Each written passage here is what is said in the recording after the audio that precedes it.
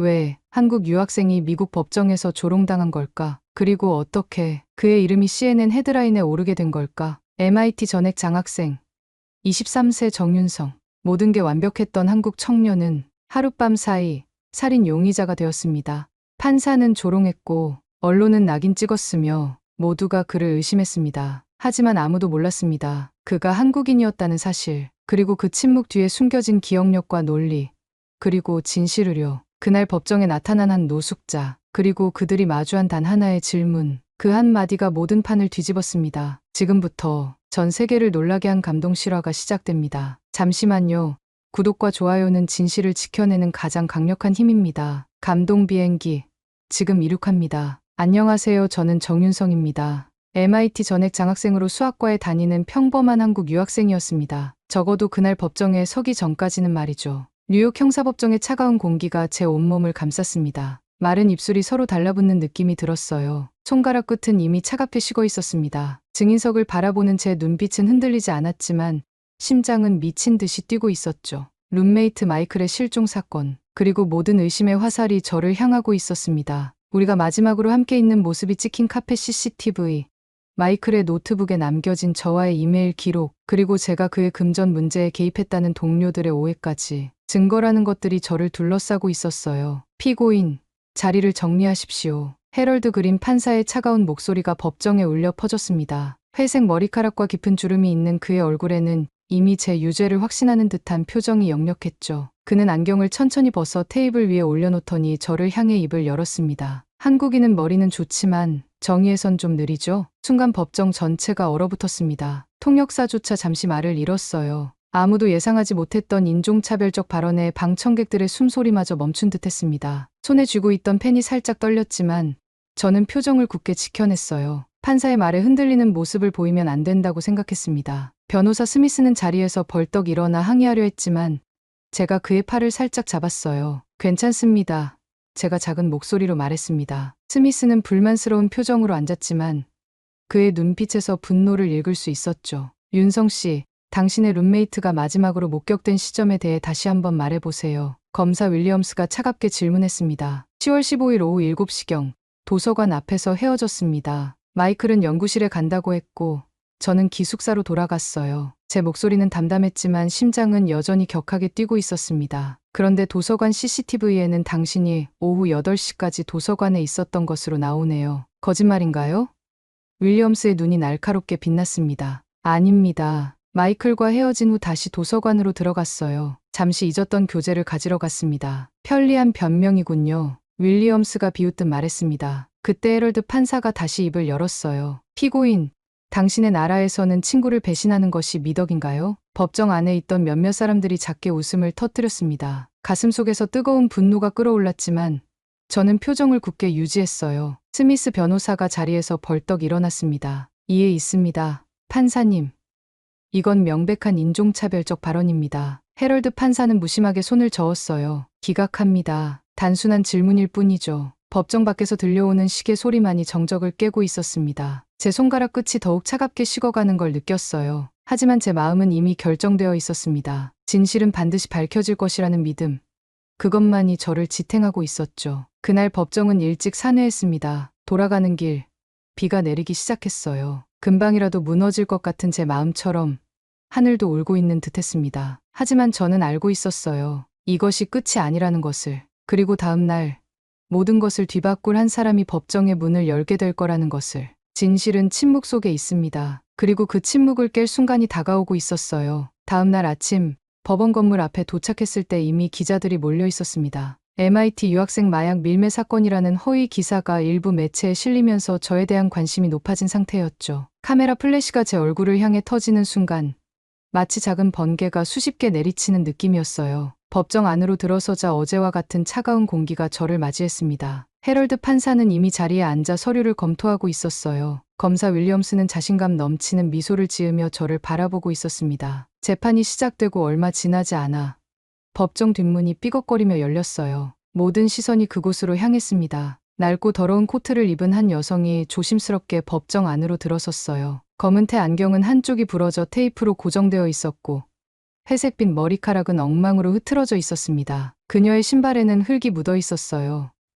저기, 그녀의 목소리는 작았지만 법정의 정적 속에서 분명하게 들려왔습니다. 제가 그날 밤에 본 것이 있어요. 방청석에서 웃음소리가 터져 나왔습니다. 누군가 저 노숙자가 또 어디서 튀어나온 거야? 라고 속삭이는 소리가 들렸어요. 법원 경비원이 그녀를 향해 다가가려 했지만 헤럴드 판사가 손을 들어 그를 멈추게 했습니다. 이름이 뭡니까? 판사의 목소리는 냉정했어요. 에이다 리치먼드입니다. 그녀가 대답했습니다. 에이다 리치먼드, 당신은 이 법정을 방해하고 있어요. 무슨 용건이죠? 헤럴드 판사의 얼굴에는 짜증스러운 표정이 역력했습니다. 그날 밤에 무슨 일이 있었는지 봤어요. 에이다는 떨리는 손으로 안경을 고쳐 쓰며 말했습니다. 저는 그 대학교 근처에서 지내고 있거든요. 법정 안이 다시 웅성거리기 시작했어요. 헤럴드 판사는 재판봉을 두드렸습니다. 조용히 하세요. 그리고 그는 에이다를 향해 조소를 띠며 말했어요. 리치먼드 씨, 당신의 정신 상태가 온전하다는 것을 먼저 증명해 보시죠. 저는 그 순간 가슴이 무너지는 듯한 느낌을 받았습니다. 유일한 목격자가 나타났는데 그녀는 노숙자였고 아무도 그녀를 믿지 않으려 했어요. 제 시선이 에이다에게 향했을 때 그녀의 눈빛에서 묘한 지혜로움을 느꼈습니다. 헤럴드 판사는 서류 더미에서 종이 한 장을 꺼내 들었어요. 간단한 퀴즈를 내겠습니다. 이것은 증인의 증언 능력을 확인하는 표준 절차입니다. 방청석에서는 킥킥거리는 웃음소리가 들렸습니다. 모두가 이 상황을 희극으로 여기고 있었어요. 하늘은 왜 파란가요?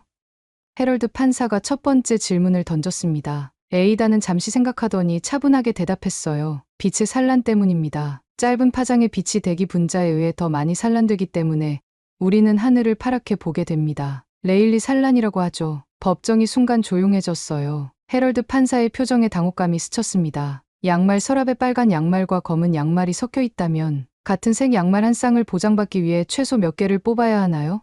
판사가 두 번째 질문을 던졌어요. 3개입니다. 에이다가 즉시 대답했습니다. 헤럴드 판사의 표정이 점점 굳어갔어요. 그는 더 어려운 질문을 던졌습니다. 철 1kg과 솜 1kg. 무엇이 더 무겁습니까? 에이다는 살짝 웃음을 지었어요. 둘 다 1kg이므로 무게는 같습니다. 부피는 솜이 훨씬 크지만 질량은 동일하죠. 판사는 마지막 질문을 던졌습니다. 나무가 숲에서 쓰러질 때 주변에 아무도 없다면 소리가 나는가? 에이다는 잠시 침묵했다가 천천히 말했어요. 물리학적으로는 공기 진동이 발생함으로 소리 현상은 존재합니다. 하지만 철학적으로는 지각하는 주체가 없다면 소리라는 경험은 존재하지 않죠. 헤럴드 판사의 얼굴이 하얗게 변했습니다. 그는 더 이상 질문할 것이 없다는 듯이 서류를 내려놓았어요. 그때 에이다가 천천히 말을 이어갔습니다. 하늘의 색은 절대적이지 않아요. 관점에 따라 달라지죠. 진실도 마찬가지입니다. 제가 그날 본 것을 말씀드려도 될까요? 에이다의 차분한 목소리가 법정에 울려 퍼지는 순간 저는 그녀가 단순한 노숙자가 아니라는 것을 확신했습니다. 그녀의 눈빛에서 지성의 빛이 반짝였고 제 심장은 희망으로 뛰기 시작했어요. 에이다 리치먼드의 대답에 법정은 완전히 침묵에 빠졌습니다. 저는 그녀가 누구인지 궁금해하며 그녀의 눈빛을 유심히 살펴봤어요. 그 낡은 옷과 흐트러진 머리카락 뒤에 놀라운 지성이 숨겨져 있었습니다. 헤럴드 판사는 목을 가다듬더니 에이다를 향해 말했어요.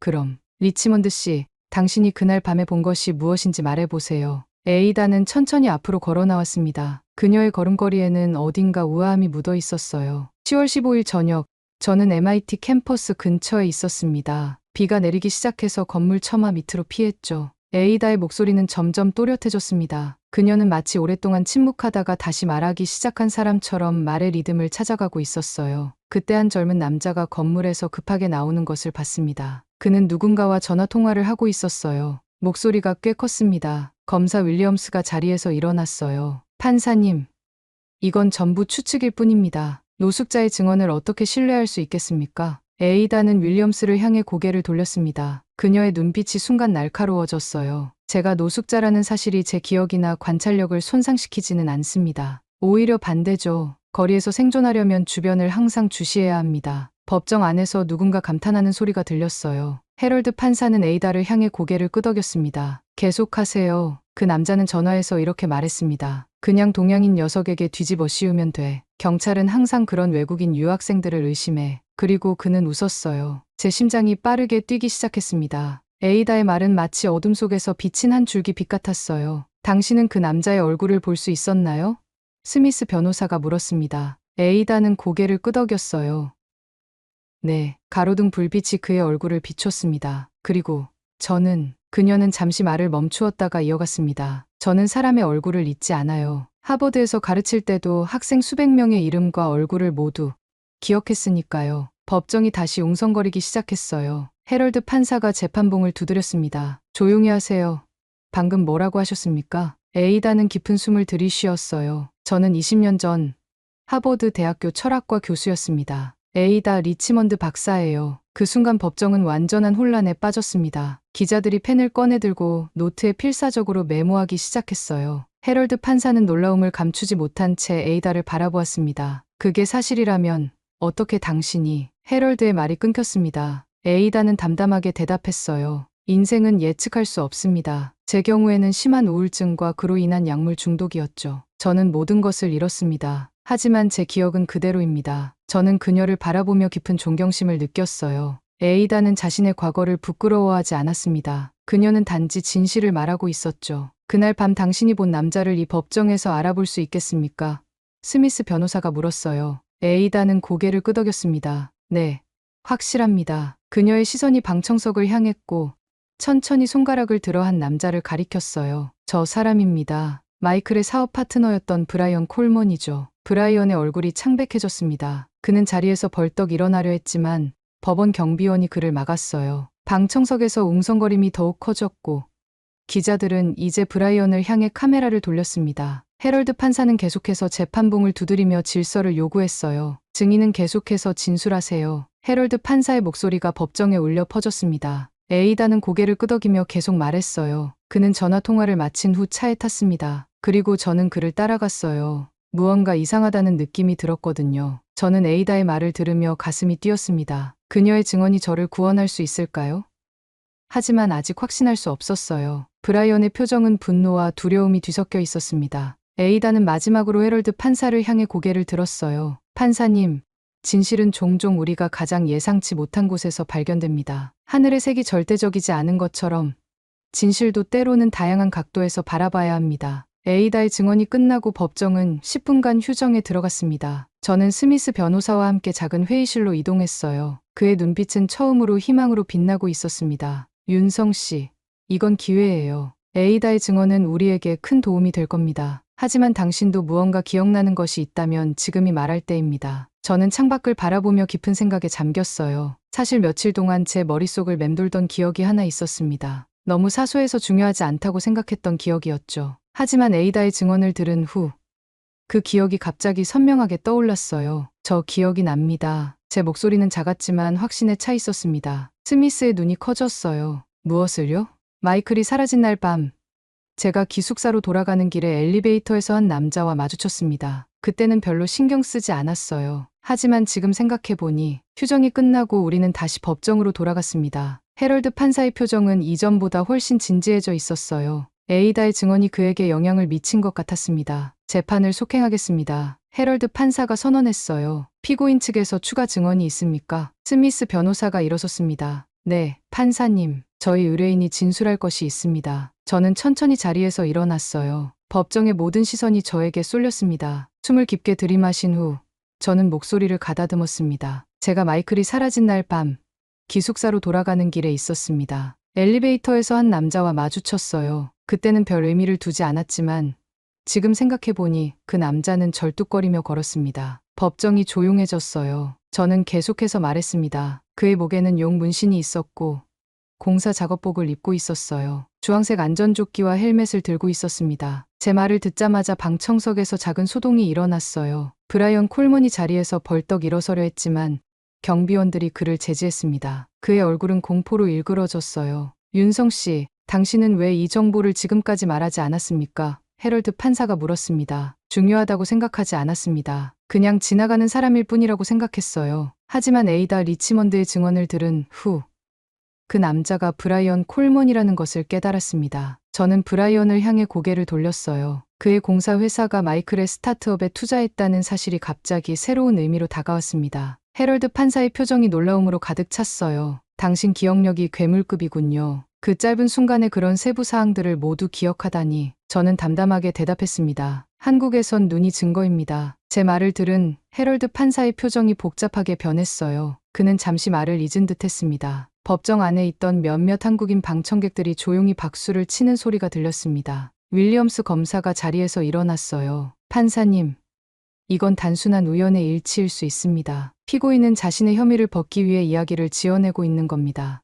해럴드 판사는 잠시 생각하더니 결정을 내렸습니다. 두 증언 모두 충분히 구체적이며 서로 일치하는 부분이 있습니다. 저는 이 사건에 대한 추가 조사를 명령합니다. 브라이언 콜먼은 경찰의 신문을 받게 될 것입니다. 브라이언의 얼굴이 창백해졌어요. 그는 더 이상 도망칠 수 없다는 것을 알았습니다. 경비원들이 그를 데리고 나가는 동안 그는 제게 증오의 눈길을 보냈습니다. 법정이 소란스러워졌어요. 기자들은 필사적으로 메모를 하고 있었고 방청객들은 놀라움을 감추지 못했습니다. 저는 그저 조용히 서 있었어요. 마침내 진실이 드러나는 것 같았습니다. 에이다는 저를 향해 미소 지었습니다. 그녀의 눈빛에는 따뜻함이 깃들어 있었어요. 저는 그녀에게 고개를 숙여 감사의 마음을 전했습니다. 해럴드 판사는 재판을 10일간 연기한다고 선언했어요. 그동안 경찰은 브라이언 콜먼에 대한 수사를 진행할 것이고 마이클의 실종에 관한 새로운 증거를 찾게 될 것입니다. 법정을 나서는 순간 저는 깊은 안도감을 느꼈습니다. 아직 모든 것이 해결된 것은 아니었지만 처음으로 희망이 보이기 시작했어요. 한국인의 눈과 미국 노숙자의 지혜가 만나 진실을 밝히기 시작한 순간이었습니다. 법정을 떠나는 순간부터 모든 일이 빠르게 진행되었습니다. 브라이언 콜먼에 대한 경찰 조사가 시작됐고 저는 스미스 변호사와 함께 수사 과정을 예의주시했어요. 제 마음은 여전히 불안했지만 진실이 밝혀질 것이라는 희망만큼은 포기하지 않았습니다. 윤성 씨, 당신의 기억과 에이다의 증언이 결정적이었습니다. 스미스 변호사가 사무실에서 커피를 마시며 말했어요. 경찰이 브라이언의 차량과 자택을 수색 영장을 받았다는 소식이 들어왔습니다. 저는 창밖을 바라보며 고개를 끄덕였습니다. 비가 내리기 시작했어요. 빗방울이 유리창에 부딪히는 소리가 마치 제 심장 소리처럼 들렸습니다. 마이클이 아직 살아있을까요? 제가 조용히 물었어요. 스미스 변호사는 한숨을 내쉬었습니다. 모르겠습니다. 하지만 희망을 잃지 맙시다. 그날 밤 저는 기숙사 방에서 홀로 마이클의 사진을 바라보고 있었어요. 우리가 처음 만났던 날 오리엔테이션에서 찍은 사진이었습니다. 그는 항상 밝은 미소를 지니고 있었죠. 고국에서 멀리 떨어진 저에게 친절하게 대해준 첫 번째 미국인이었어요. 갑자기 문을 두드리는 소리가 들렸습니다. 문을 열자 스미스 변호사가 서 있었어요. 그의 표정이 심상치 않았습니다. TV를 켜보세요. CNN입니다. 저는 급히 노트북을 켜고 CNN 생방송을 찾았습니다. 놀랍게도 화면에는 제 사진이 나와 있었어요. 앵커의 목소리가 들려왔습니다. 오늘 밤 충격적인 소식을 전해드립니다. MIT 유학생 납치 미수 사건의 반전이 일어났습니다. 용의자로 지목되었던 한국인 유학생 정윤성 씨가 사실은 진실을 밝혀낸 영웅이었던 것으로 밝혀졌습니다. 제 심장이 빠르게 뛰기 시작했어요. 화면이 바뀌며 경찰이 한 창고를 급습하는 장면이 나왔습니다. 경찰은 오늘 오후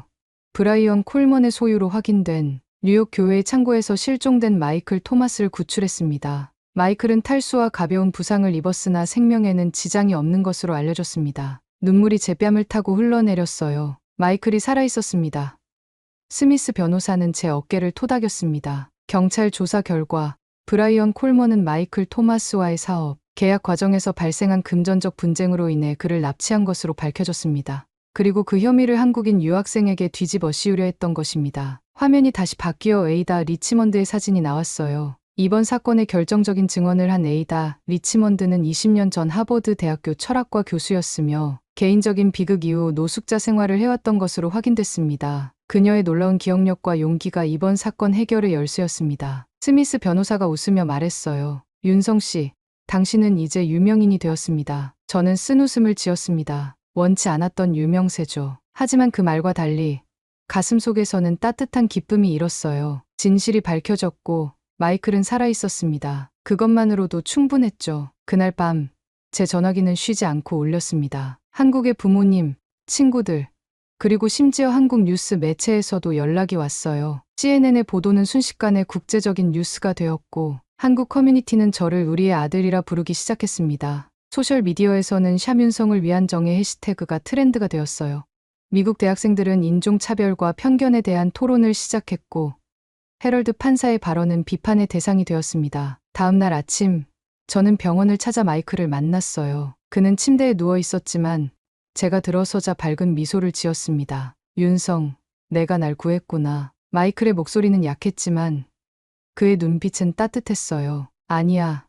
나 혼자가 아니었어. 제가 답했습니다. 많은 사람들의 도움이 있었어. 우리는 오랫동안 이야기를 나눴어요. 마이클은 브라이언이 자신을 속여 창고로 데려간 후 공동 개발 중이던 소프트웨어의 모든 권리를 포기하라고 협박했다고 말했습니다. 마이클이 거부하자 브라이언은 그를 가두고 혐의를 저에게 뒤집어 씌운 것이었어요. 미안해, 윤성. 내가 조금만 더 조심했더라면. 마이클이 죄책감에 차서 말했습니다. 저는 고개를 저었어요. 이제 괜찮아. 중요한 건 내가 무사하다는 거야. 병원을 나오는 길에 제 전화기가 울렸습니다. MIT 총장실에서 온 전화였어요. 총장님이 저를 직접 만나고 싶다는 내용이었습니다. 저는 복잡한 감정에 휩싸였어요. 이 모든 일이 너무 빠르게 진행되고 있었습니다. 그날 밤 CNN은 다시 한번 이 사건을 헤드라인으로 다뤘어요. 침묵의 영웅들 한국 유학생과 노숙자 철학자가 밝혀낸 진실이라는 제목의 특집 뉴스였습니다. 전 미국이 이 이야기에 주목하고 있었어요. 정식 재판일이 다가왔습니다. 구름 한 점 없는 푸른 하늘이 마치 새로운 시작을 알리는 것 같았어요. 법원 건물 앞에 도착했을 때 저는 깊은 숨을 들이마셨습니다. 이제 더 이상 피고인이 아닌 피해자의 친구로서 법정에 서게 된 것이죠. 법원 앞은 수많은 기자들과 시민들로 가득 차 있었어요. 일부는 저를 응원하는 피켓을 들고 있었고 한국 국기를 흔드는 교민들도 보였습니다. 준비되셨나요? 스미스 변호사가 제 옆에서 물었어요. 네.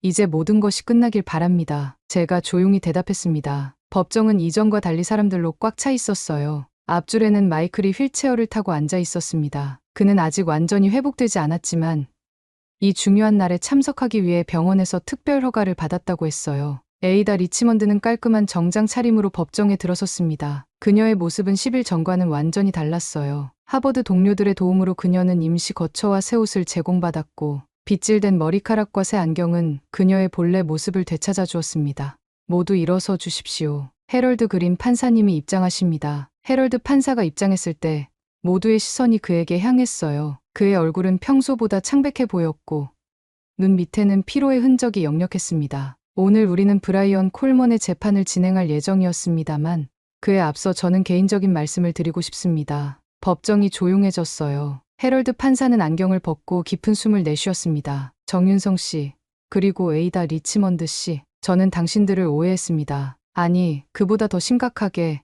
저는 제 편견이 판단을 흐리도록 허락했어요. 편견이 얼마나 위험한지 오늘 처음 깨달았습니다. 해럴드 판사의 목소리가 약간 떨렸어요. 법정 안에 모든 사람들이 놀란 표정으로 그를 바라보고 있었습니다. 정윤성 씨, 당신은 낯선 나라에서 부당한 혐의를 받았음에도 불구하고 침착함과 존엄을 잃지 않았어요. 에이다 리치먼드 씨, 당신은 사회의 편견에 맞서 진실을 말할 용기를 보여주셨습니다. 저는 두 분께 공개적으로 사과드립니다. 저는 해럴드 판사를 바라보며 깊은 감동을 느꼈어요. 그의 사과는 진심 어린 것이었고 그의 눈빛에서 후회와 결단을 동시에 읽을 수 있었습니다. 판사님, 저는 정의를 믿었습니다. 제가 자리에서 일어나 고개를 숙여 인사하며 말했어요. 해럴드 판사는 고개를 끄덕였습니다. 이 사건의 공식 기록에 정윤성 씨를 명예로운 증인으로 기록하도록 하겠습니다. 그리고 에이다 리치먼드 씨 역시 마찬가지로요. 법정 안에 박수 소리가 터져 나왔어요. 해럴드 판사는 재판봉을 두드리지 않았습니다. 브라이언 콜먼의 재판은 신속하게 진행되었어요. 그는 유죄를 인정했고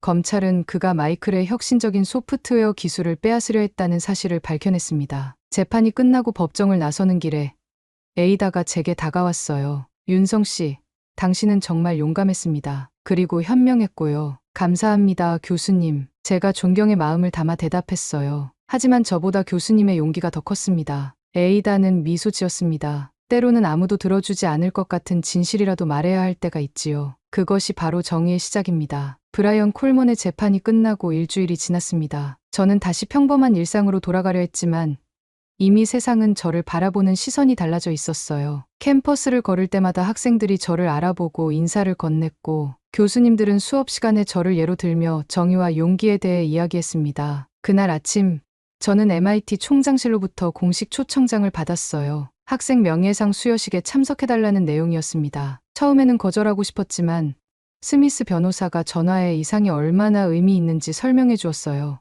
윤성 씨, 이것은 단순한 상이 아닙니다. 이는 MIT가 당신에게 부당한 일이 있었음을 인정하고 앞으로 이런 일이 재발하지 않도록 하는 약속이기도 해요. 결국 저는 수락했습니다. 시상식 날 강당은 학생들과 교수진 그리고 언론인들로 가득 찼어요. 저는 무대 위로 올라가며 떨리는 마음을 진정시키려 노력했습니다. 정윤성 학생은 어려운 상황 속에서도 진실과 정의를 지키는 모범을 보여주었습니다. MIT 총장이 연설했어요. 그의 용기와 지혜는 우리 대학의 가치를 대변합니다. 상을 받고 내려오는 길에 한 교수가 저를 멈춰 세웠습니다. 윤성 씨, 제 연구실에 관심 있으세요?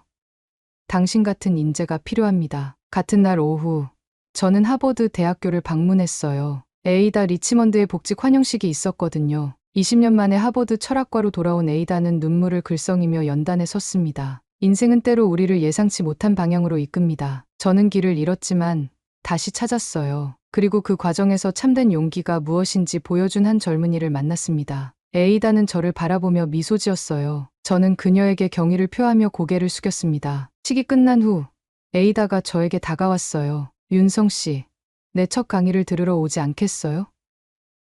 진실의 철학이라는 주제로 할 겁니다. 영광입니다, 교수님. 제가 대답했습니다. 그날 밤 호텔로 돌아오는 길에 뉴스 스탠드에서 눈에 띄는 헤드라인을 발견했어요. 한국 청년 편견을 꿰뚫은 지성.